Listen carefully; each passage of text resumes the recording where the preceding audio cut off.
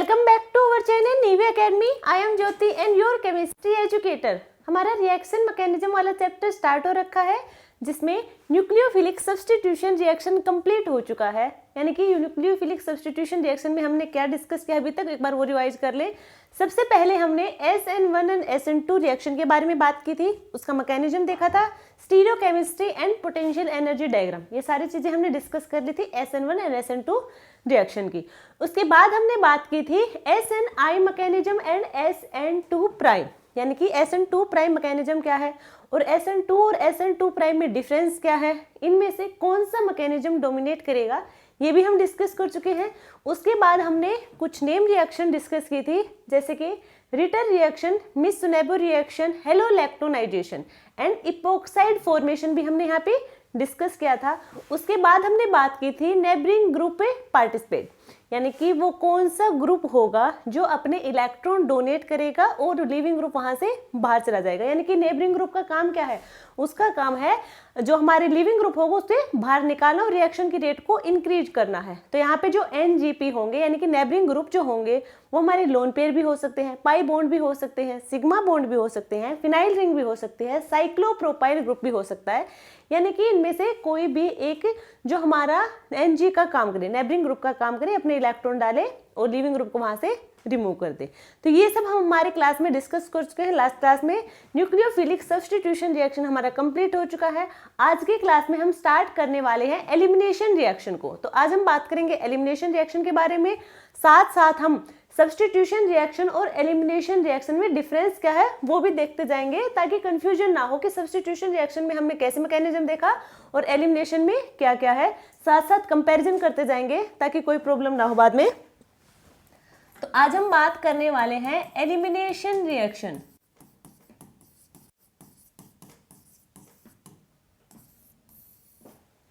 Elimination reaction, elimination reaction है क्या? देखो, सब्स्टिट्यूशन रिएक्शन हमने बताया था कि किसी भी मॉलिक्यूल में एक ग्रुप या एटम जो रिप्लेस करे किसी दूसरे ग्रुप या एटम से, यानी कि वहां पे कोई एटम या ग्रुप रिप्लेस हो रहा था दूसरे एटम या ग्रुप से। यहाँ पे क्या होगा, दो ग्रुप या एटम किसी भी मॉलिक्यूल से दो ग्रुप या फिर दो एटम क्या करें, रिमूव कर जाएं या फिर हम कहें एलिमिनेट कर जाएं, वो होगी एलिमिनेशन रिएक्शन।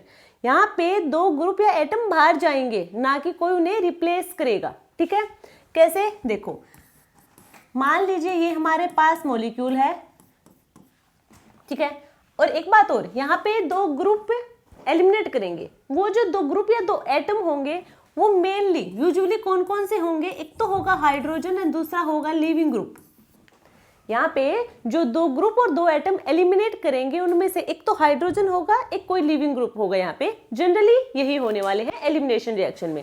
अब हम बात करें, यहाँ पे देखो, ये हमारे पास क्या है, लिविंग ग्रुप है और ये यहाँ पे क्या है, हाइड्रोजन है। याद रखना, जो हाइड्रोजन यहाँ से रिमूव करेगा वो हाइड्रोजन बीटा कार्बन पर प्रेजेंट होना चाहिए, यानी कि बीटा हाइड्रोजन होना चाहिए।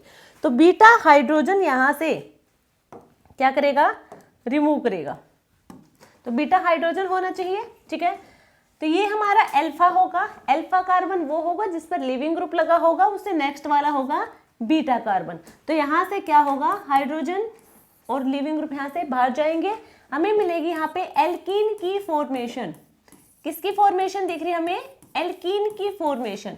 और ये एल्कीन की फॉर्मेशन देखने को मिली हमें अल्फा बीटा एलिमिनेशन। किससे मिली, अल्फा बीटा एलिमिनेशन। तो यहाँ पे अल्फा बीटा एलिमिनेशन देखेंगे, अल्फा बीटा एलिमिनेशन से हमें मिलेगी एल्कीन की फॉर्मेशन। एक और भी हो सकता है यहाँ पे एलिमिनेशन, मान लीजिए ये कार्बन है, इस कार्बन पे हाइड्रोजन और इसी पे क्या है, लिविंग ग्रुप लगा है। ठीक है, एक सिंगल कार्बन है, इसी पे हाइड्रोजन और इसी पे लिविंग ग्रुप लगा है। तो मान लीजिए ये हाइड्रोजन यहाँ पे इलेक्ट्रॉन देके जाएगा और यहाँ से बाहर, तो यहाँ पे हमें मिलेगा कार्बीन की फॉर्मेशन। क्या मिलेगी, कार्बीन की फॉर्मेशन। और अल्फा बीटा में हमने देखा तो वहां पे हमें एल्कीन की फॉर्मेशन देखने को मिली थी, यहाँ पे कार्बन की फॉर्मेशन देखने को मिलेगी। तो यहाँ पे कौन सा कार्बन है, ये अल्फा कार्बन है जिसपे लिविंग ग्रुप लगा है, और अल्फा कार्बन पे क्या है, हाइड्रोजन है। तो दोनों एटम हमारे किस पे लगे हैं, अल्फा पे। तो यहाँ पे जो एलिमिनेशन होगा वो होगा alpha alpha elimination, alpha alpha elimination. और लास्ट वाला क्या देखा, अल्फा बीटा एलिमिनेशन। वैसे हम जो मोस्टली यहाँ पे जो एग्जाम्पल देखेंगे, जो हाइड्रोजन रिमूव होगा वो होगा बीटा हाइड्रोजन, ठीक है। और हम किसकी फॉर्मेशन देंगे, एल्किन की फॉर्मेशन देंगे। क्लियर यहाँ तक सबको? देखो जो एलिमिनेशन रिएक्शन होगी वो मेनली यहाँ पे 3 टाइप की होगी। अब हम बात करेंगे types of elimination reaction. First होगी E1, सेकेंड होगी E2 एंड थर्ड होगी E1CB।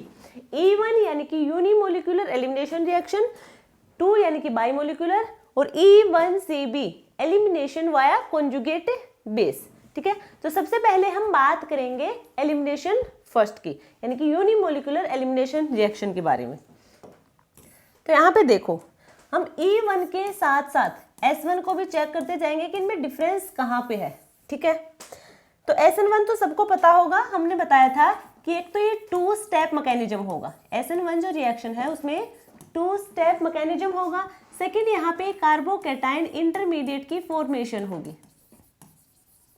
कार्बोकैटायन इंटरमीडिएट की फॉर्मेशन होगी। देन रीअरेंजमेंट होगा। रीअरेंजमेंट यदि पॉसिबल है तो हमें पता है कि कार्बोकैटायन इंटरमीडिएट में रीअरेंजमेंट होता है। यदि पॉसिबल है तो वहां पे हम रीअरेंजमेंट करवाएंगे, यदि पॉसिबल नहीं है तो वहां पे रीअरेंजमेंट नहीं करवाएंगे, ठीक है। तो जो हमारा 2 स्टेप मैकेनिज्म होगा, फर्स्ट स्टेप होगा वो स्लो होगा, सेकेंड होगा वो होगा फास्ट। फर्स्ट स्टेप में क्या करेंगे, लीविंग ग्रुप बाहर जाएगा, लीविंग ग्रुप बाहर जाएगा। सेकेंड स्टेप में न्यूक्लियोफाइल अटैक करेगा, ठीक है। यहां तक सबको पता है ये वाला सब। अब यहां पे हम बात करेंगे E1 की। E1 में यहाँ पे भी 2 स्टेप मैकेनिज्म होगा, 2 स्टेप मैकेनिज्म। कार्बोकैटायन इंटरमीडिएट की फॉर्मेशन होगी, रीअरेंजमेंट भी यहाँ पे होगा यदि पॉसिबल है तो, ठीक है। यहाँ पे भी 2 स्टेप मैकेनिज्म, यानी कि वो जो फर्स्ट स्टेप होगा वो स्लो होगा, सेकंड होगा वो कैसा होगा, फास्ट होगा। फर्स्ट स्लो होगा, सेकंड होगा वो फास्ट होगा।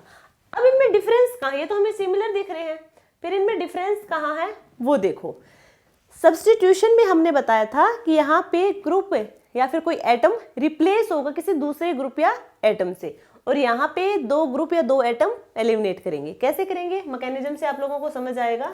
देखो एक बार, हमारे पास एक मॉलिक्यूल है CH3CH3CH3X, ठीक है। ये कोई मॉलिक्यूल है हमारे पास। फर्स्ट स्टेप में क्या होगा, यहाँ पे फर्स्ट स्टेप में लीविंग ग्रुप बाहर जाएगा, स्लो रिएक्शन होगी फर्स्ट स्टेप में, रेट डिटरमाइनिंग स्टेप बाहर जाएगा। हमें मिलेगा CH3 और यहाँ पे क्या आएगा, पॉजिटिव चार्ज, यानी कि कार्बोकैटायन की फॉर्मेशन हुई। कार्बोकैटायन का इंटरमीडिएट है, यदि इसका रीअरेंजमेंट यदि पॉसिबल है तो करवाएंगे, यदि नहीं है तो नहीं करवाएंगे। नेक्स्ट स्टेप में न्यूक्लियोफाइल आके यहाँ पे अटैक करेगा, और वो हमने देख लिया था बैक साइड या फ्रंट साइड दोनों साइड से कर सकता है। बात ये है यहाँ पे कि न्यूक्लियोफाइल आके जुड़ जाएगा यहाँ पे CH3 और न्यूक्लियोफाइल। तो यहाँ पे क्या देखने को मिला, जो हमारा सबस्ट्रेट था, यहाँ पे जो सबस्ट्रेट है उसमें लीविंग ग्रुप क्या था, यहाँ पे X था। अब यहाँ पे हमारे पास क्या है, न्यूक्लियोफाइल ने अटैक कर दिया, यानी कि X तो जो ग्रुप था हमारा वो रिप्लेस हो गया न्यूक्लियोफाइल से। ये हमारा SN1 में था। बाकी यहाँ पे क्या होगा E1 में, वो देखो। ये हमारे पास मॉलिक्यूल है एक, यहाँ पे मिथाइल ग्रुप लगा दिए, और यहाँ पे कोई लीविंग ग्रुप है, ठीक है। ये लीविंग ग्रुप है। 2 स्टेप रिएक्शन होगी भी। फर्स्ट स्टेप हमारा स्लो रेट डिटरमाइनिंग स्टेप। तो E1 में याद रखना, फर्स्ट स्टेप में लीविंग ग्रुप बाहर जाएगा। फर्स्ट स्टेप में देखो SN में भी ऐसे है, बट आप याद रखना E1 में कि फर्स्ट स्टेप में लीविंग ग्रुप बाहर जाएगा, रिमूव करेगा लीविंग ग्रुप यहाँ से। तो हमें मिलेगी यहाँ पे methyl carbon hydrogen, methyl carbon methyl, और यहाँ पे क्या हुआ, लीविंग ग्रुप बाहर चला गया तो कार्बन पे पॉजिटिव चार्ज, यानी कि कार्बोकैटायन इंटरमीडिएट की फॉर्मेशन हुई यहाँ पे, और रीअरेंजमेंट भी पॉसिबल हो सकता है यदि है तो। अब हम बात करेंगे अब हम बात करेंगे सेकेंड स्टेप की। सेकेंड स्टेप हमारा फर्स्ट होगा, यहाँ पे कोई बेस है, और बेस का काम क्या है, बेस का काम है एसिडिक प्रोटॉन को अपने साथ लेके जाना। तो यहाँ पे क्या करेगा, ये बेस होगा, ये इस हाइड्रोजन को अपने साथ लेके जाएगा, इसे बीटा हाइड्रोजन को, हमने ये बताया था, बीटा हाइड्रोजन को एब्स्ट्रैक्ट करेगा बेस। यहाँ से बाहर जाएगा तो यहाँ पे नेगेटिव चार्ज छोड़ के जाएगा, तो और ये नेगेटिव और पॉजिटिव मिलके डबल बॉन्ड की फॉर्मेशन देंगे, तो कार्बन डबल बॉन्ड कार्बन, और यहाँ पे क्या होंगे, मिथाइल ग्रुप होंगे। तो अब हमें यह देखने को मिला कि एल्कीन की फॉर्मेशन हुई है। हमें जो फाइनल प्रोडक्ट मिला है यहाँ पे वो मिला है एल्कीन। और सब्स्टिट्यूशन रिएक्शन हम जब देख रहे थे, यानी कि SN1 की हम बात कर रहे थे, तो वहां पे ग्रुप का रिप्लेसमेंट हुआ है, यानी कि X यानी कि लीविंग ग्रुप की जगह कोई न्यूक्लियोफाइल आ गया और यहाँ पे दो ग्रुप गए हैं, दो एटम गए, एक हाइड्रोजन गया है, कोई भी लीविंग ग्रुप यहाँ से गया है, तो एल्कीन की फॉर्मेशन हुई है। तो यहाँ पे बेस होगा, वो कैसा बेस होगा, वीक बेस होगा, यहाँ पे वीक बेस होगा, E1 में वीक बेस होगा। वीक बेस क्यों होगा, स्ट्रॉन्ग बेस क्यों नहीं है, ये भी हम आगे जब हम डिफरेंस बताएंगे E1 और E1CB में, तब आपको अच्छे से क्लियर हो जाएगा। E1 क्लियर है यहां तक सबको। अब हम बात करेंगे E2 की, E2 एंड SN2। देखो SN2 क्या है, SN2 हमें पता है सिंगल स्टेप मैकेनिज्म होगा, सिंगल स्टेप मैकेनिज्म होगा। अब यहाँ पे देखो सिंगल स्टेप यानी कि एक ही टाइम पे दोनों बॉन्ड अपने अपने काम करे हैं, यानी कि कार्बन और जो लीविंग ग्रुप है उसका बॉन्ड ब्रेक होना स्टार्ट हो जाएगा, और कार्बन और न्यूक्लियोफाइल होगा उसका बॉन्ड फॉर्मेशन स्टार्ट हो जाएगा। एक ही टाइम पे दोनों काम होंगे, यानी कि यहाँ पे ट्रांजिशन स्टेट की फॉर्मेशन होगी। ट्रांजिशन स्टेट की फॉर्मेशन होगी, किसी इंटरमीडिएट की फॉर्मेशन नहीं होगी। No intermediate, no rearrangement. Clear यहां तक सबको, no intermediate, no rearrangement. Example देखो इसका, चलो पहले इसकी ओर देख लो आप, E2 भी क्या होगा, ये भी सिंगल स्टेप मैकेनिज्म होगा, सिंगल स्टेप मैकेनिज्म। यहां पे भी कोई इंटरमीडिएट नहीं बनेगा, ना ही रीअरेंजमेंट होगी, यहां पे भी ट्रांजिशन स्टेट की फॉर्मेशन होगी। इनका डिफरेंस समझ आएगा जब हम इसका पूरा मैकेनिज्म देखेंगे। अब हम बात करेंगे, मान लीजिए हमारे पास मॉलिक्यूल है CH3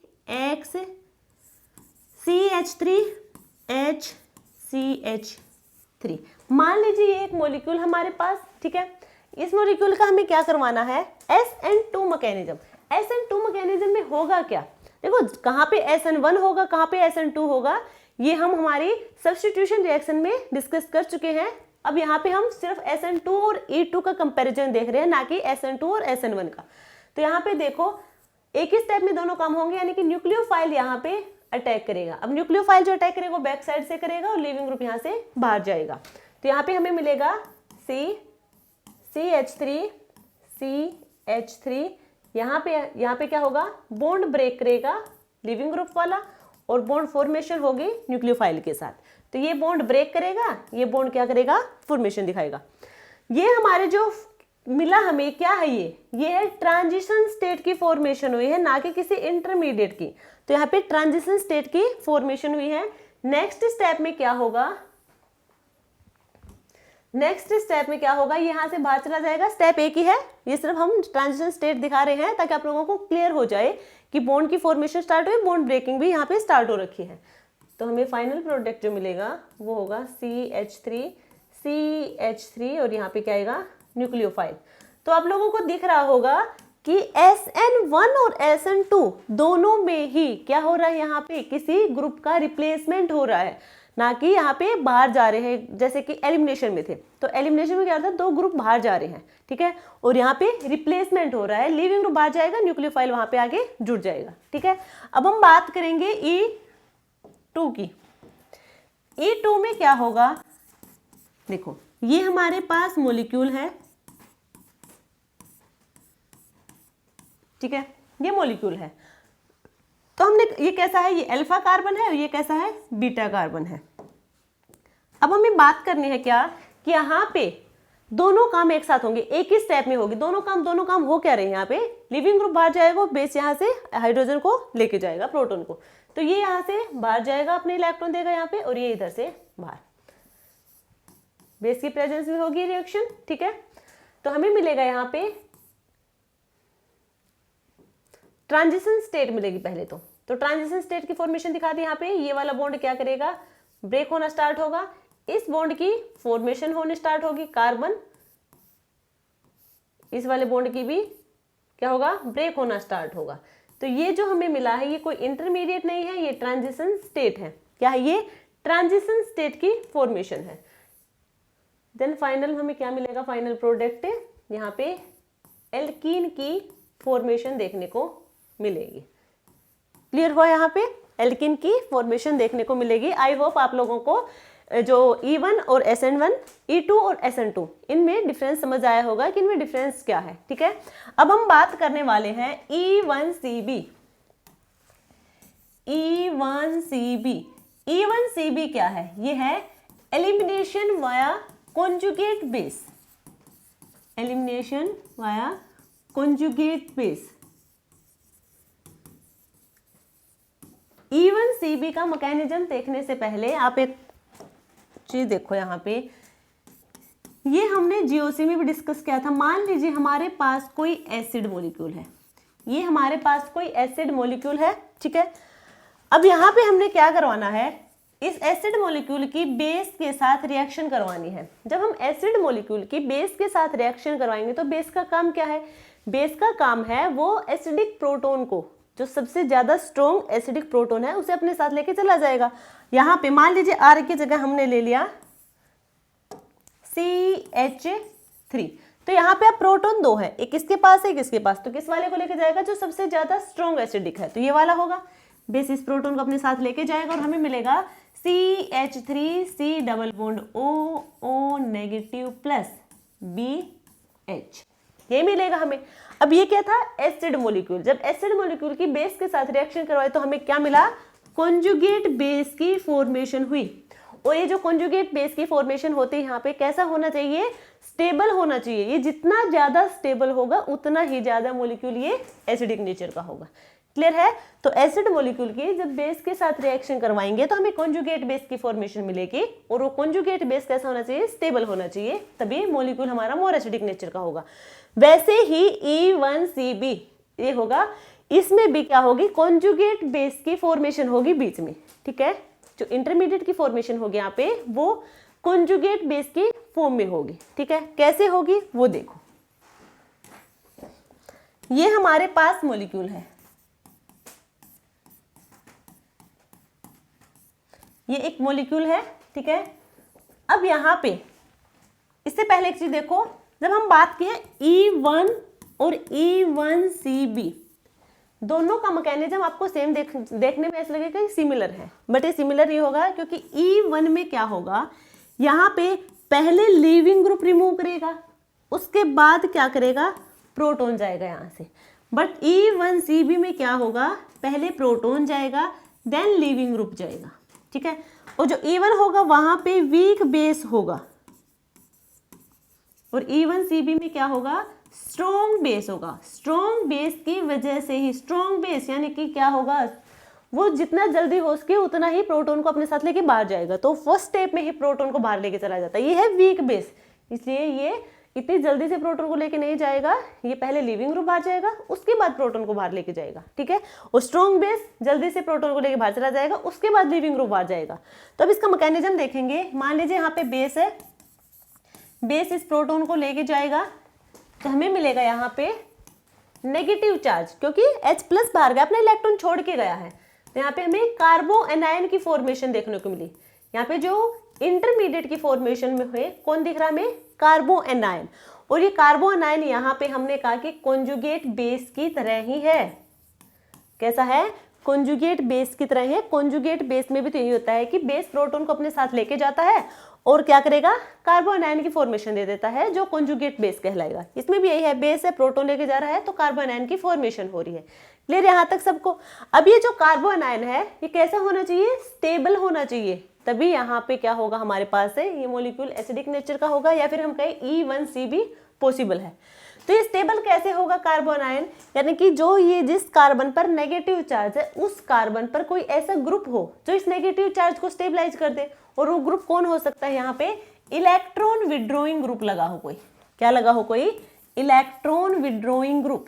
इलेक्ट्रॉन विड्रॉइंग ग्रुप का नेचर कैसा होता है, इलेक्ट्रॉन को अपनी तरफ खींचना। ये इलेक्ट्रॉन को अपनी तरफ खींचेगा, अभी इलेक्ट्रॉन को अपनी तरफ खींच रहा है, कार्बन पे नेगेटिव चार्ज है, इसे कम कर रहा है। हमें करना भी क्या, हमें कार्बन के नेगेटिव चार्ज को कम करना, उसे स्टेबलाइज करना है। तो कम कौन करेगा, इलेक्ट्रॉन विड्रॉइंग ग्रुप ही करेगा। यदि यहाँ पे डोनेटिंग ग्रुप लगा दे तो डोनेटिंग तो और इलेक्ट्रॉन देगा, पहले से ही नेगेटिव है और नेगेटिव देगा, तो यहाँ पे इलेक्ट्रॉन डेंसिटी इंक्रीज हो जाएगी और जो हमारे क्या होगा, नेगेटिव चार्ज फिर कहीं कार्बन आयन होगा वो अनस्टेबलाइज हो जाएगा, फिर डिस्टेबलाइज हो जाएगा। क्लियर यहाँ तक सबको? तो स्टेबल होना चाहिए। और नेक्स्ट स्टेप में क्या होगा, लीविंग ग्रुप बाहर जाएगा और हमें मिलेगी यहाँ पे कार्बन की फॉर्मेशन। मिलनी वही है, सॉरी कार्बन वॉल्यूम है एल्किन की, मिलना वही हमें फाइनल प्रोडक्ट एल्किन की फॉर्मेशन होगी यदि हम बीटा हाइड्रोजन को रिमूव कर रहे हैं। यदि अल्फा हाइड्रोजन जाएगा तो कार्बन की फॉर्मेशन होगी, बट यहाँ पे हम बीटा हाइड्रोजन को रिमूव करेंगे। तो ये हमारा क्या था, E1CB elimination via conjugate base. I hope आप लोगों को तीनों रिएक्शन अच्छे से समझ आई होंगी, डिफरेंस भी समझ आया होगा कि इनमें डिफरेंस क्या है, कहाँ पे E1 होगी, कहाँ पे E2 होगा और कहाँ पे E1CB होगा। अब हम बात करते हैं substitution reaction versus elimination. Substitution and elimination reaction में हम डिफरेंस देखेंगे कि हमें क्या पता चलेगा कि किस रिएक्शन में सब्स्टिट्यूशन रिएक्शन लगेगी और कहाँ पे एलिमिनेशन होगा, कहाँ पे एलिमिनेशन होगा। तो देखो सबसे पहला जो डिफरेंस है वो ये है, मान लीजिए हमारे पास, देखो कोई भी डोनर स्पीसीज है, टू टाइप की होंगे, ठीक है। एक तो वो हो सकता है हार्ड डोनर स्पीसीज, एक होता है सॉफ्ट डोनर स्पीसीज। तो हमारे पास दो टाइप के होते हैं, एक तो है हार्ड डोनर स्पीसीज, एक होगा soft donor species. Hard donor species, hard donor species का मतलब हमने देखो, हमने जीओसी वाले चैप्टर में हमने डिस्कस किया था hard nucleophile, soft nucleophile, hard electrophile, soft electrophile. Hard nucleophile है या फिर हार्ड सॉरी न्यूक्लियोफाइल और इलेक्ट्रोफाइल हार्ड, तो इसका मतलब क्या होगा कि वो स्मॉल साइज के होंगे।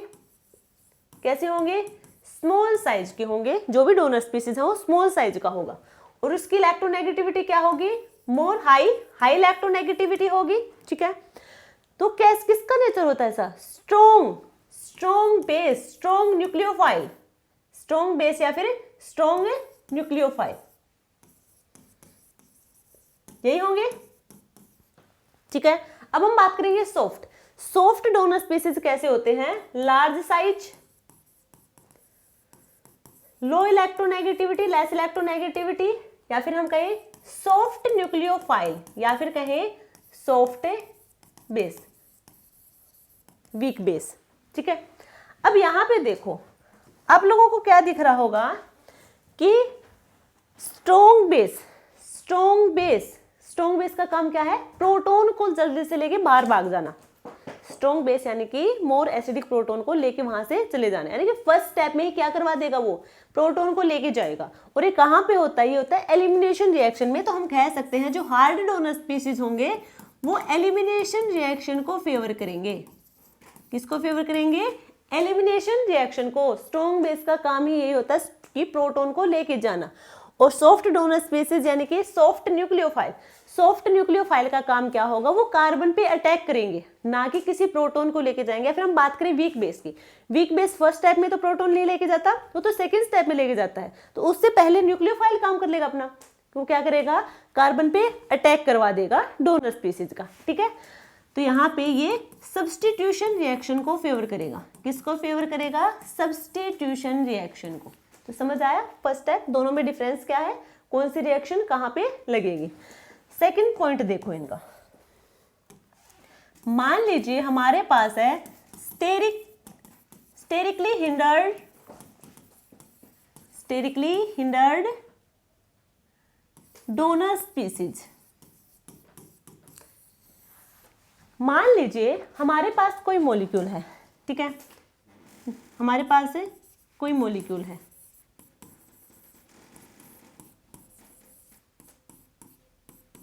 ये मॉलिक्यूल है, और यहाँ पे जो डोनर स्पीसीज है मान लीजिए वो हमारे पास है टर्सरी ब्यूटोक्साइड।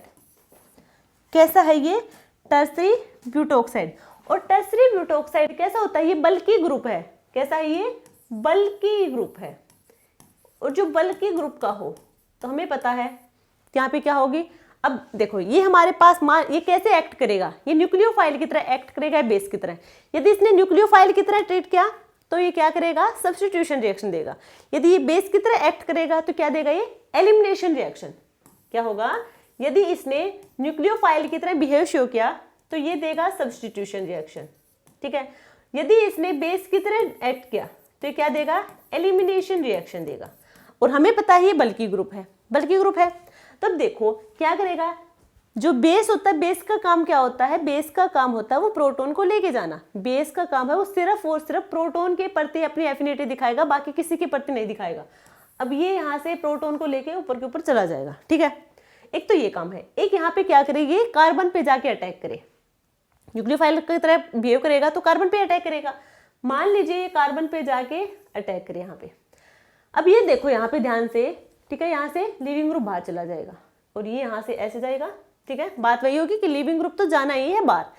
अब यहाँ पे ये पूरा ग्रुप आगे लगे, ठीक है, इस कार्बन पे ये पूरा ग्रुप आगे लगे तो यहाँ पे पहले ही हिंड्रेंस दिख रही है, ऊपर से ये इतना बल्कि ग्रुप और यहाँ पे आएगा तो क्या होगा, यहाँ पे रिपल्शन होगा। स्टेरिकली हिंड्रेंस की वजह से यहाँ पे क्या होगा, रिपल्शन होगा। रिपल्शन होगा तो एनर्जी ज्यादा होगी, स्टेबिलिटी क्या हो जाएगी, कम हो जाएगी।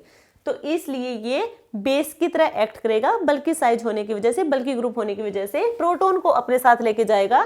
तो यहाँ पे कौन सा होगा, एलिमिनेशन, एलिमिनेशन रिएक्शन देखने को मिलेगी। यदि हमारे पास जो डोनर स्पीशीज है वो स्टेरिकली हिंड्रेड है पहले से ही, तो कैसा बिहेव शो करेगा, वो एलिमिनेशन रिएक्शन दिखाएगा, स्ट्रॉन्ग बेस की तरह बिहेव शो करेगा, ना कि न्यूक्लियोफाइल की तरह। और कौन से स्पीशीज हैं जो न्यूक्लियोफाइल की तरह बिहेव शो करते हैं, कौन से बेस की तरह, ये सब हमने जीओसी वाले चैप्टर में डिस्कस कर रखा है। नेक्स्ट स्टेप देखो, थर्ड हमारे पास है, मान लीजिए हमारे पास एक मॉलिक्यूल है, ठीक है, यहाँ पे क्या लगे हैं, सारे मिथाइल ग्रुप लगे हैं, ठीक है, मिथाइल ग्रुप है, मिथाइल, ठीक है, ये मिथाइल ग्रुप लगे हैं। अब यहाँ पे देखो ये लिविंग ग्रुप तो यहाँ पे है, ये कौन सा कार्बन होगा, अल्फा, और ये होगा बीटा। अब कंडीशन ये है कि हमारे पास बीटा पोजीशन पे, यानी कि बीटा कार्बन पे कोई हाइड्रोजन है ही नहीं। ये कार्बन है बीटा पे और तीनों यहाँ पे क्या है, मिथाइल ग्रुप लगे हैं, कोई हाइड्रोजन यहाँ पे नहीं लगा। यदि बीटा पोजीशन पे हाइड्रोजन ही नहीं है तो वहां पे एलिमिनेशन रिएक्शन भी नहीं होगी, क्योंकि एलिमिनेशन रिएक्शन का फर्स्ट रूल यही है कि बीटा पोजीशन पे हाइड्रोजन होना चाहिए। अब बीटा पोजीशन पे हाइड्रोजन ही नहीं है, no beta hydrogen, then no elimination reaction. तो अब एक ही रिएक्शन बची, कौन सी, सब्स्टिट्यूशन रिएक्शन। तो यहाँ पे क्या होगी, सब्स्टिट्यूशन रिएक्शन देखने को मिलेगी। क्लियर हुआ, यदि बीटा पोजीशन पे हाइड्रोजन है ही नहीं तो एलिमिनेशन रिएक्शन नहीं होगी, सब्स्टिट्यूशन रिएक्शन होगी वहां पे। नेक्स्ट पॉइंट देखो, नेक्स्ट पॉइंट में हमारे पास देखो, यदि हम बात करें SN2 और E2 की, यदि हम इनका कंपैरिजन देख रहे हैं तो ये भी सब्स्टिट्यूशन एलिमिनेशन, बट हम बात कर रहे हैं SN2 और E2 की। दोनों में ट्रांजिशन स्टेट की फॉर्मेशन हो रही है, दोनों में ही ट्रांजिशन स्टेट की फॉर्मेशन हो रही है। क्लियर यहां तक सबको। फिर डिफरेंस कहां पे है, जो सब्स्टिट्यूशन रिएक्शन होगी वहां पे सिर्फ एक बॉन्ड ब्रेक करेगा, एक बॉन्ड यहां पे क्या करेगा, ब्रेक करेगा, और यहां पे दो बॉन्ड ब्रेक करेंगे, ठीक है, दो बॉन्ड क्या करेंगे, यहाँ पे ब्रेक करेंगे। जो हमारा सब्स्टिट्यूशन रिएक्शन होगा वहां पे एक सिंगल बॉन्ड ब्रेक करेगा, ठीक है, रिप्लेसमेंट के लिए वो भी, और जो हमारा एलिमिनेशन रिएक्शन होगा वहां पे दो बॉन्ड ब्रेक करेंगे। क्लियर हुआ, ट्रांजिशन स्टेटमेंट में डिफरेंस क्या है। तो ये हमारा फोर्थ पॉइंट है। यदि हम बात करें SN1 और E1 की, दोनों में ही कार्बोकैटायन इंटरमीडिएट की फॉर्मेशन होगी, दोनों में ही फर्स्ट स्टेप में जो कि कैसा है, स्लो स्टेप है, वहां पे कार्बोकैटायन इंटरमीडिएट की फॉर्मेशन होगी। बट सेकेंड स्टेप में क्या होगा, यहाँ पे तो न्यूक्लियोफाइल अटैक कर देगा, ठीक है, बट यहाँ पे बेस आएगा, वो प्रोटॉन को लेके जाएगा, तो यहाँ पे एल्कीन की फॉर्मेशन होगी, यहाँ पे क्या हो जाएगा, सिर्फ लिविंग ग्रुप की जगह न्यूक्लियोफाइल आके अटैक कर देगा, ठीक है। यहाँ पे डिफरेंस है। तो ये हम बात पता लगाएंगे कहाँ पे, देखो अब ये कह देंगे कि हमें पता कैसे चलेगा कि यहाँ पे न्यूक्लियोफाइल अटैक करेगा या फिर बेस प्रोटॉन को लेके जाएगा। वो यहाँ पे जो डोनर स्पीशीज होगा, जो हमने बताया कि कौन से डोनर स्पीशीज होंगे जो न्यूक्लियोफाइल की तरह बिहेव करेंगे और कौन से बेस की तरह, वो डिसाइड करेंगे कि आगे कौन सी रिएक्शन देनी है। क्लियर यहाँ पे? तो ये हमने सब्स्टिट्यूशन रिएक्शन और एलिमिनेशन में डिफरेंस देख लिया। अब हम बात करेंगे radio selectivity. Radio selectivity, radio selectivity of E2 reaction. अब सबसे पहले बात करें रेडियो सिलेक्टिविटी क्या है। रेडियो सिलेक्टिविटी क्या है, तो इसका कुछ खास है नहीं। मतलब मान लीजिए हमारे पास कोई सबस्ट्रेट है, उसकी हमने रिएक्शन करवा दी, तो हमें वहां पे 2 या 2 से ज्यादा प्रोडक्ट मिलते हैं। 2 या 2 से ज्यादा प्रोडक्ट की यदि फॉर्मेशन होती है, तो उनमें से सबसे ज्यादा स्टेबल कौन सा प्रोडक्ट है वो डिसाइड करेंगे। वही क्या होती है हमारी रेडियो सिलेक्टिविटी। मान लीजिए ये हमारे पास क्या है, एक सबस्ट्रेट है, ठीक है। सबस्ट्रेट की रिएक्शन करवा दी और हमें यहाँ पे प्रोडक्ट एक तो A मिल गया और एक हमें यहाँ पे B प्रोडक्ट की फॉर्मेशन हुई है, ठीक है। अब इनमें से मेजर कौन सा है वो कौन बताएगा? रेडियो सिलेक्टिविटी की वजह से हम यहाँ पे बताएंगे कि A और B में से कौन सा प्रोडक्ट यहाँ पे स्टेबल होगा। तो ये है रेडियो सिलेक्टिविटी का काम। तो एग्जांपल से देखते हैं। एग्जांपल देखो, ये हमारे पास एक मॉलिक्यूल है CH3 CHBr OCH3, ठीक है। ये हमारे पास मॉलिक्यूल है, बेस की प्रेजेंस में हम रिएक्शन करवाएंगे। देखो बेस का काम क्या है, एक तो लिविंग ग्रुप होना चाहिए, दूसरा बीटा पोजीशन पे क्या होना चाहिए, एक तो बीटा यहाँ है एक यहाँ है, दोनों के पास ही हाइड्रोजन है। कौन सी बीटा का हाइड्रोजन जाएगा यहाँ पे, तो किसी का भी ले लो। मान लीजिए इसका जाएगा लेफ्ट वाले का, तो हमें मिलेगा यहाँ पे CH2 डबल बॉन्ड CH और इधर आएगा CH3, क्योंकि यहाँ से प्रोटॉन लेके जाएगा बेस, ठीक है। ये यहाँ पे और ये यहाँ से बाहर, तो हमें मिलेगा दूसरा प्रोडक्ट होगा CH3 CH double bond CH2। ये A प्रोडक्ट है, ये B प्रोडक्ट है। क्या इन दोनों में डिफरेंस दिख रहा है? कुछ बिल्कुल भी डिफरेंस नहीं है, क्योंकि ये सिमेट्रिकल मॉलिक्यूल है। इस पे कोई फर्क नहीं पड़ेगा कि बेस किधर से प्रोटॉन लेके जा रहा है, सिमिलर प्रोडक्ट मिलेंगे। तो यहाँ पे रेडियो सिलेक्टिविटी की जरूरत नहीं पड़ेगी, यहाँ पे रेडियो सिलेक्टिविटी नहीं लगेगी, क्योंकि जो हमारा सबस्ट्रेट है वो कैसा है, सिमेट्रिकल नेचर का है, तो प्रोडक्ट हमें एक ही मिलेगा, ठीक है। तो दूसरा एग्जाम्पल देखते हैं जहां से हमें पता चलेगा। देखो हाइड्रोजन हम अलग ही लिख लें, क्योंकि हाइड्रोजन का अब्स्ट्रैक्ट करवाएंगे।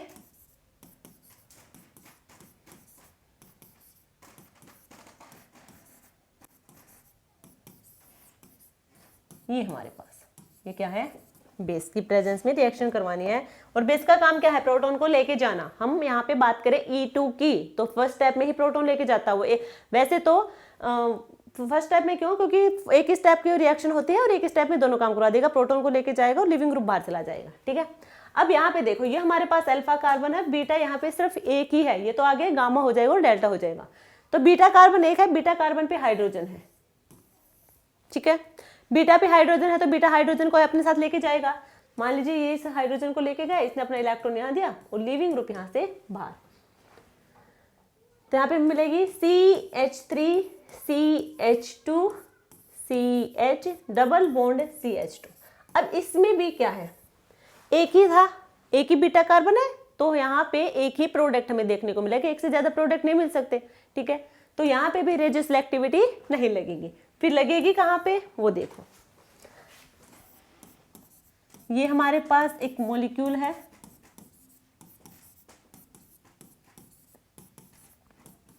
CHBr CHHH, बेस की प्रेजेंस में रिएक्शन करवाएंगे, क्या होगा, प्रोटॉन को लेके जाएगा। अब ये अल्फा है, ये बीटा है, और ये भी क्या है, बीटा। अब इनमें से कौन सा बीटा वाला का हाइड्रोजन यहाँ से बाहर जाएगा वो देखो। मान लीजिए एक तो यहाँ से जाएगा या फिर यहाँ से जाएगा, ठीक है। ये है फर्स्ट, ये सेकंड। पहले हम फर्स्ट वाला करवाई दिखाते हैं। यदि यहाँ से बाहर जाएगा तो ये अपने इलेक्ट्रॉन यहाँ देगा और लिविंग ग्रुप यहाँ से बाहर, हमें मिलेगा यहाँ पे CH3 CH2 CH2 CH double bond CH2। एक हमारे पास ये प्रोडक्ट है। सेकंड कौन सा होगा, मान लीजिए इस हमारे इस प्रोटॉन को लेके गया है ये, तो अपने इलेक्ट्रॉन यहाँ देगा और यहाँ से लिविंग ग्रुप बाहर। सेकंड हमें मिलेगा CH3 CH2 CH double bond CH और यहाँ पे होगा CH3। अब हमें मिले दो प्रोडक्ट, अब हमें क्या मिले, दो प्रोडक्ट मिले। तो इनमें से स्टेबल कौन सा है? अब ये रेजिड्यू सिलेक्टिविटी का काम करेगा, क्योंकि हमें इनमें से डिसाइड करना है कि इनमें से सबसे ज्यादा स्टेबल कौन सा है, वही हमारा मेजर प्रोडक्ट होगा। ठीक है, बनेंगे दोनों, बट मेजर प्रोडक्ट कौन सा होगा वो हमें डिसाइड करना है। तो यहाँ पे आपको देखने को मिल रहा होगा, ये तो होगा होफमैन प्रोडक्ट, और ये क्या होगा? सिरजव रूल। ये सिरजव रूल होगा, ये होफमैन रूल होगा। ठीक है, होफमैन रूल हमने पहले ही बात कर चुके हैं, इसका भी हमने जीओसी में बात कर रखी है, वहां जाके चेक कर सकते हैं। तो यहाँ पे देखो, जो हमारा सिरजव रूल लगेगा, जहाँ पे सिरजव रूल है, वो जो प्रोडक्ट हमें मिलेगा वो होगा हमारा मेजर प्रोडक्ट। जनरली तो यही होगा, जनरली क्या होगा? सिरजव रूल वाला जो प्रोडक्ट मिलेगा हमें वो हमारा मेजर प्रोडक्ट होगा, वही सबसे ज्यादा स्टेबल होगा।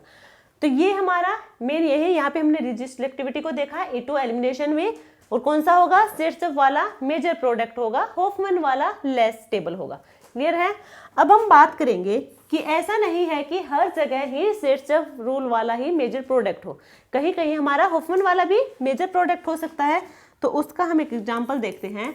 मान लीजिए ये हमारे पास मॉलिक्यूल है CH2CHBr अब यहाँ पे जो हम बेस लेंगे,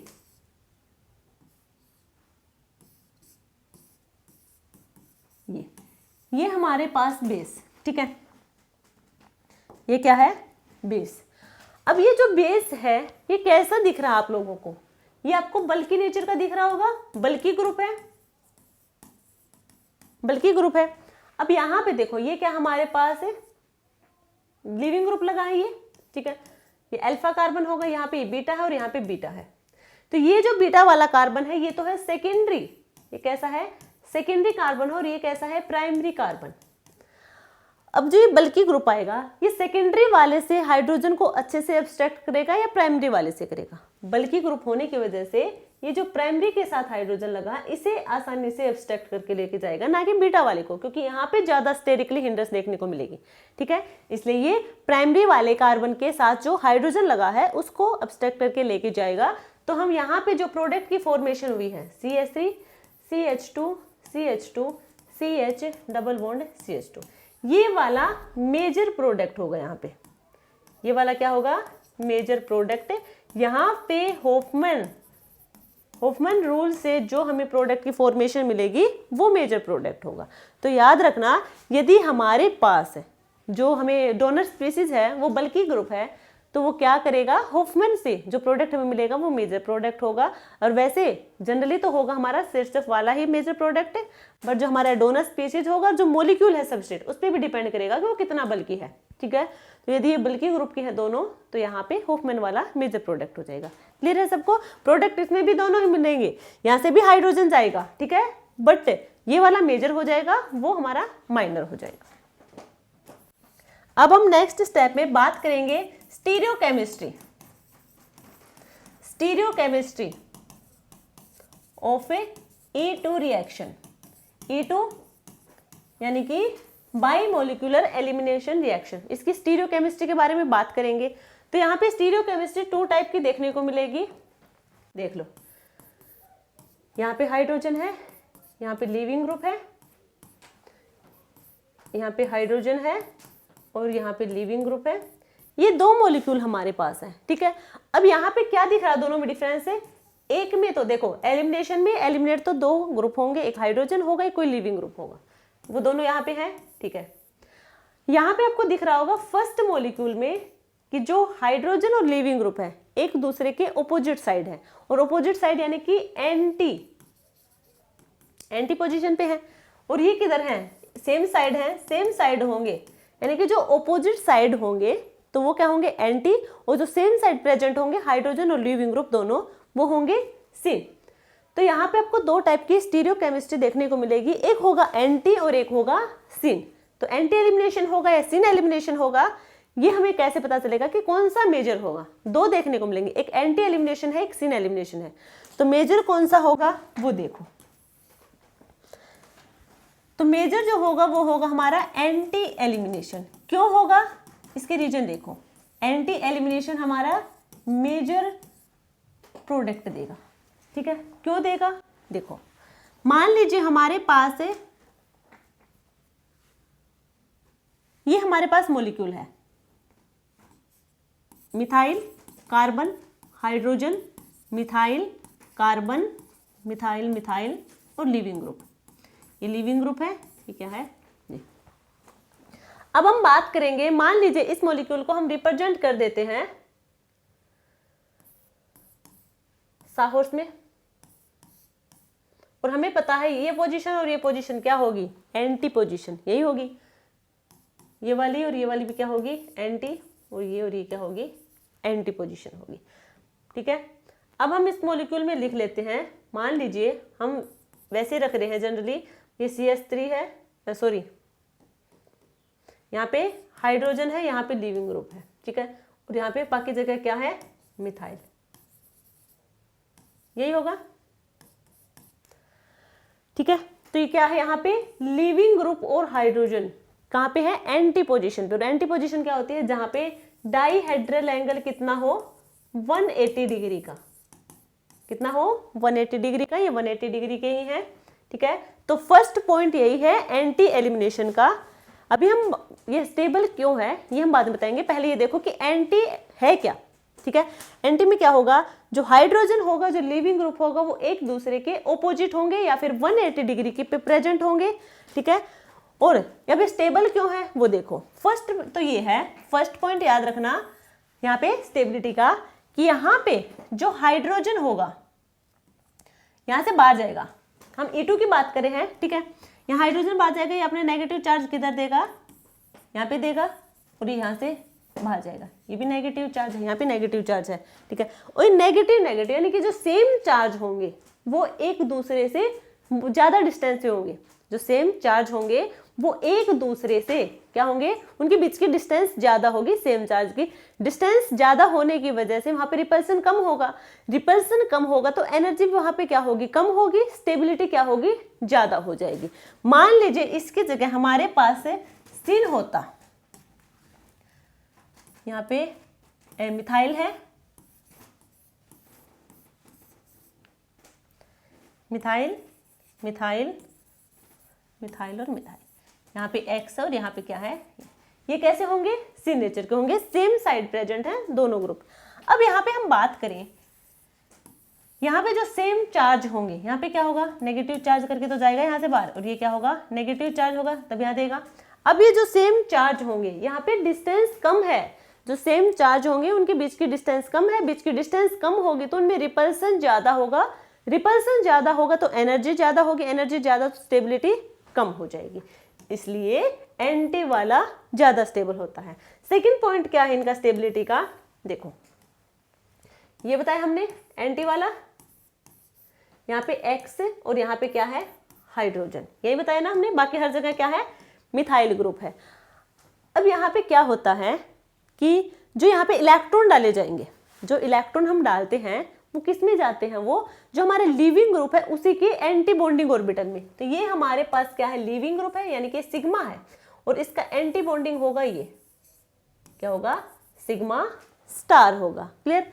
और यहाँ पे इलेक्ट्रॉन जाएंगे कहाँ से, ये हाइड्रोजन के इलेक्ट्रॉन ही तो जाएंगे, क्योंकि यहाँ से H+ बाहर जाएगा, अपने इलेक्ट्रॉन यहाँ देगा, और ये इलेक्ट्रॉन कहाँ जाएंगे, इसी के एंटी बॉन्डिंग में जाएंगे, लीविंग ग्रुप के। अब यहाँ पे इसका फील्ड ऑर्बिटल, किसका, जो ये हाइड्रोजन, इसका फील्ड ऑर्बिटल, ये फील्ड ऑर्बिटल है जिसमें इलेक्ट्रॉन है, और जो हमारे लीविंग ग्रुप का एम्प्टी ऑर्बिटल, ये यहाँ से यहाँ जाएंगे, यानी कि फील्ड ऑर्बिटल और एम्प्टी ऑर्बिटल। देखो डिफरेंस को ध्यान से देखना, वैसे तो हमारे पास जो हाइड्रोजन और लिविंग ग्रुप होगा ये एक दूसरे के ऑपोजिट होंगे, ये ऑपोजिट होंगे ग्रुप हमारे, या फिर एटम ये क्या होंगे, एक दूसरे के ऑपोजिट होंगे, बट जो हमारा हाइड्रोजन होंगे उसका फील्ड ऑर्बिटल और जो हमारा लिविंग ग्रुप है उसका एंटी बॉन्डिंग यानी कि उसका एम्प्टी ऑर्बिटल वो सेम साइड होंगे। समझ आया, यदि सेम साइड होंगे तभी तो इलेक्ट्रॉन अच्छे से वहां पे डाल देंगे, तो यहाँ पे इसलिए भी एंटी यहाँ पे पॉसिबल है क्योंकि दोनों सेम साइड है, फील्ड ऑर्बिटल और एम्प्टी। बाकी ये ऑपोजिट है, ये मत कर देना कि ये भी सेम साइड होंगे, ये ऑपोजिट होंगे, इनके फील्ड ऑर्बिटल और एम्प्टी ऑर्बिटल सेम साइड होंगे। ठीक है, अब हम बात करेंगे सीन की।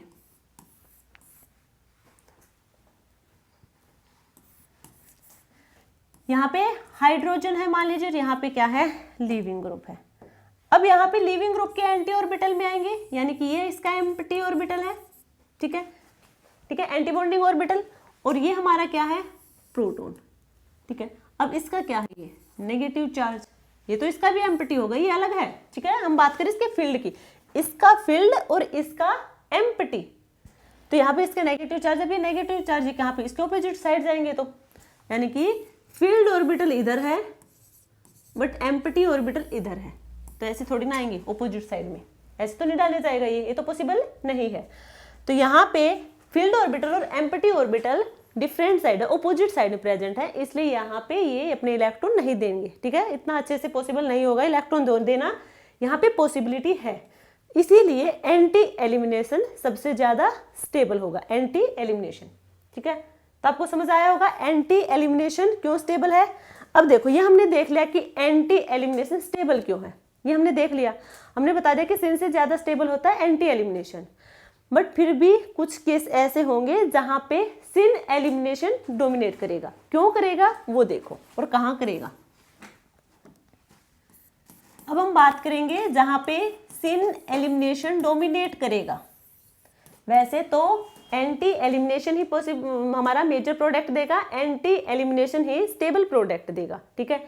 बट कुछ केस ऐसे होंगे जहां पे सिन एलिमिनेशन डोमिनेट कर जाएगा एंटी के ऊपर। क्यों करेगा वो देखो, सबसे ज्यादा तो ये नोरबोरेन के केस में होगा, नोरबोरेन सिस्टम में, ठीक है। मान लीजिए ये हमारे पास मॉलिक्यूल है,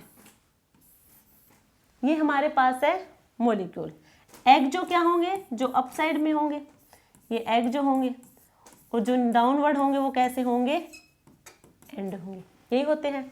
यहाँ पे क्या होगा, अप होगा, तो यहाँ पे क्या होगा, एग जो होगा, और यहाँ पे क्या होगा, एंड होगा। क्लियर है सबको।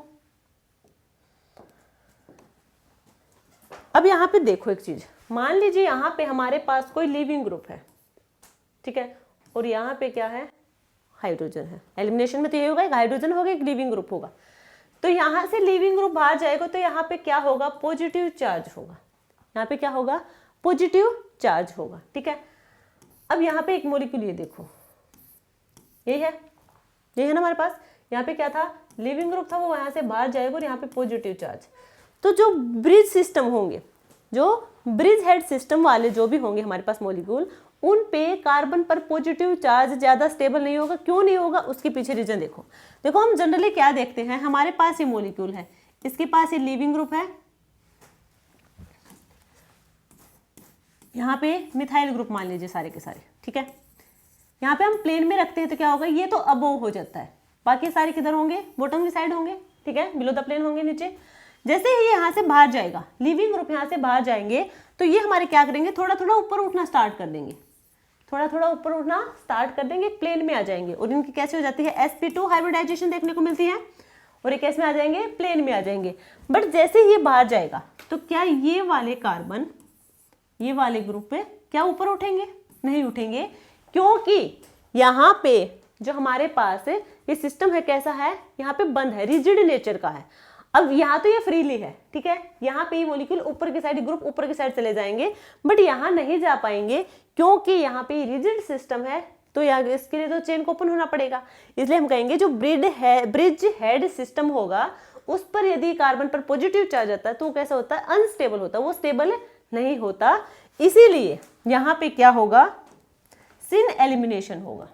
एक तो रीजन यही है कि कार्बन पर जो पॉजिटिव चार्ज आएगा, कार्बन पर जो पॉजिटिव चार्ज आएगा वो ब्रिज हेड सिस्टम पे आएगा, बट ब्रिज हेड सिस्टम पे कार्बन पर पॉजिटिव चार्ज स्टेबल नहीं होता, इसलिए वो हमारे यहाँ पे कार्बोकेटाइन की फॉर्मेशन दिखाएंगे ही नहीं।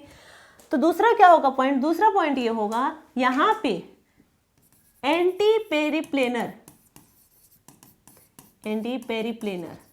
ज्योमेट्री कहाँ होगी, 180 डिग्री पे, 180 डिग्री पे। बट जो ये हमारा ब्रिज हेड सिस्टम होता है, नोरबोरेन सिस्टम होता है, इसमें 180 डिग्री आपको देखने को नहीं मिलेगी, 180 डिग्री यहाँ पे देखने को नहीं मिलेगी, यहाँ पे 120 देखने को मिलेगी, ठीक है। इसलिए यहाँ पे एंटी एलिमिनेशन ना हो कि क्या होगा, सिन एलिमिनेशन होगा। और सिन एलिमिनेशन किस में होगा, दोनों या तो एक्जो पे हो, एक्स और लिविंग ग्रुप ना सॉरी एच और लिविंग ग्रुप, या फिर वो दोनों एंडो या फिर एंडो पे हो, ठीक होंगे। उसी ने एलिमिनेशन किस पे होगा, 0 डिग्री पे। यहाँ पे कितने पे होगा, 0 डिग्री, और एंटी कितने पे होती है, 180 डिग्री पे। तो ये थी हमारी आज की क्लास। आप लोगों को कैसी लगी आप कमेंट सेक्शन में जरूर बताना। आज की क्लास में हमने डिस्कस किया है एलिमिनेशन रिएक्शन के बारे में, उनके टाइप देखे हैं E1, E2, E1, CB। साथ में हमने इनका डिफरेंस भी देख लिया सब्स्टिट्यूशन रिएक्शन के साथ कि कहाँ पे सब्स्टिट्यूशन रिएक्शन देखने को मिलेगी और कहाँ पे एलिमिनेशन रिएक्शन देखने को मिलेगी। उसके बाद हमने बात की थी रेडियोसिलेक्टिविटी की, देन हमने बात की है स्टीरियोकेमिस्ट्री के बारे में, और उसके बाद हमने बात की है कि सीन एलिमिनेशन भी कहीं कहीं हो सकती है। ये नहीं है, देखो अब यहाँ पे सीन एलिमिनेशन हमने दिखाई, यहाँ पे ये नहीं है कि एंटी एलिमिनेशन हो ही नहीं सकती, हो सकती है थोड़ी बहुत, बट यहाँ पे सीन एलिमिनेशन डोमिनेट कर जाएगा एंटी के ऊपर, इसलिए हम कहेंगे यहाँ पे सीन एलिमिनेशन होगा नॉर्बोरियन सिस्टम में। क्लियर है। तो ये आज की क्लास थी, एलिमिनेशन रिएक्शन यहाँ पे कंप्लीट होता है। बाकी हमारे यहाँ पे इसी चैप्टर में एक तो हम नेम रिएक्शन भी करवाएंगे, तो वो हम नेक्स्ट क्लास में डिस्कस कर लेंगे। तो आप लोगों को कैसी लगी क्लास कमेंट सेक्शन में जरूर बताना। मिलते हैं कल एक नई क्लास के लिए, तब तक के लिए थैंक यू।